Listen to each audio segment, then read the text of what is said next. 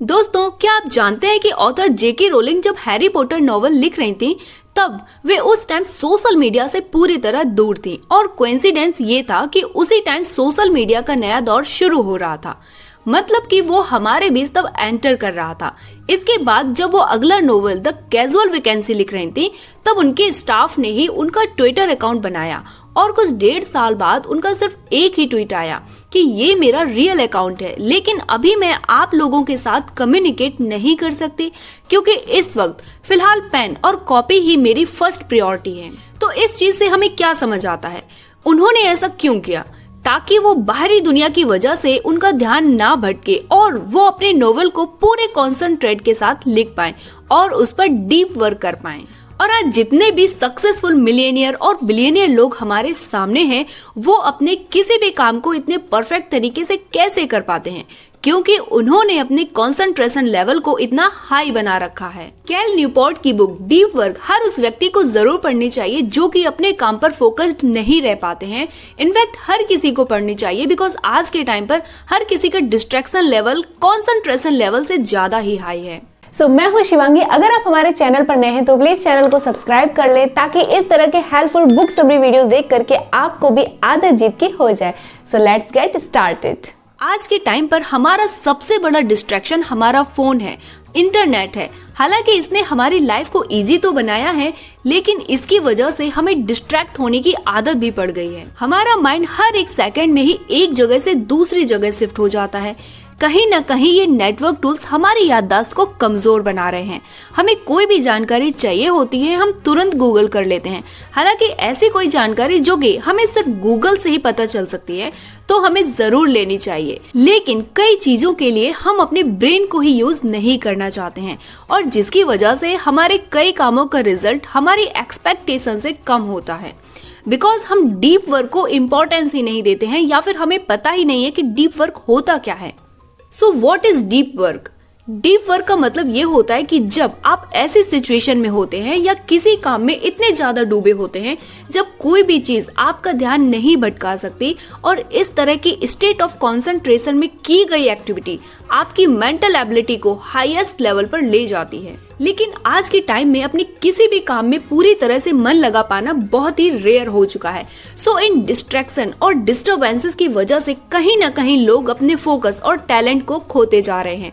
इसलिए author deep work को एक रेयर स्किल कहते हैं जो हर किसी के पास नहीं है, लेकिन हर कोई डीप वर्क को अपनी प्रैक्टिस में ला जरूर सकता है। आज हम सभी लोग सैलो वर्क पर ज्यादा फोकस कर रहे हैं, जिसमें कि कई सारे कामों को एक साथ करना होता है। अगर हम पढ़ाई कर रहे होते हैं तो बीच बीच में अपने फोन को चेक करते रहना, सोशल मीडिया यूज करते रहना, जिसे हम सब मल्टीटास्किंग भी कह सकते हैं।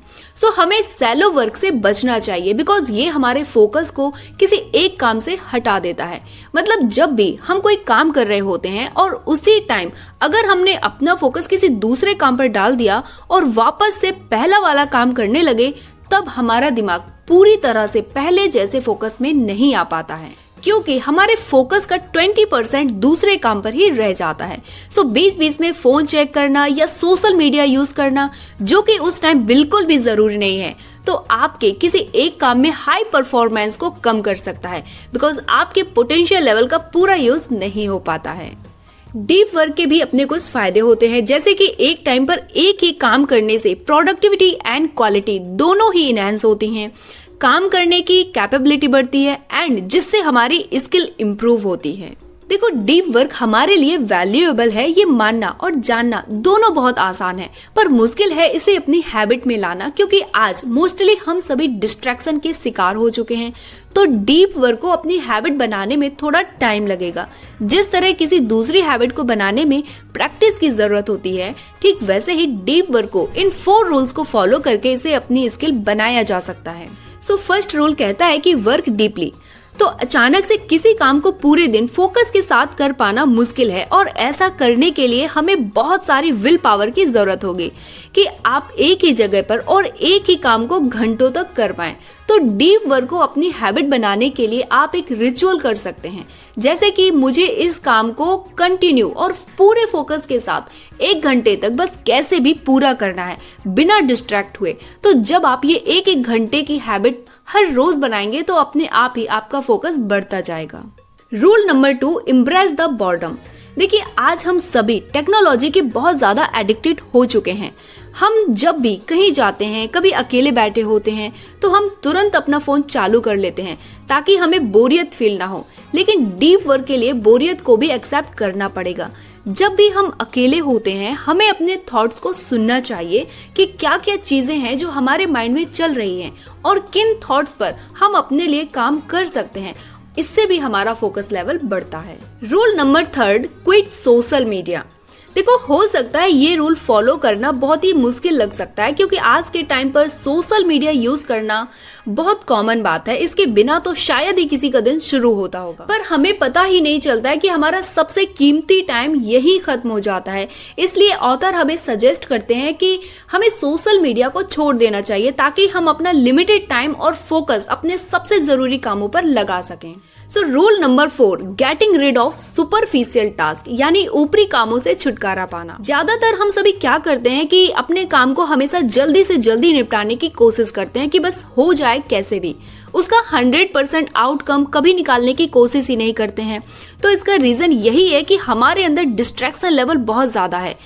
लेकिन उस काम को पूरी डेप्थ में जाकर करेंगे, उसे समझेंगे, तो उसका रिजल्ट, उसका आउटकम हमें सेटिस्फाइड करने वाला होगा, हमें एक विनर वाली फीलिंग देगा।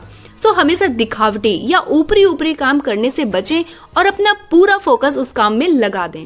डीप वर्क भले ही एक रेयर स्किल हो, बट किसी भी स्किल को अगर हम चाहें तो सीखा जा सकता है।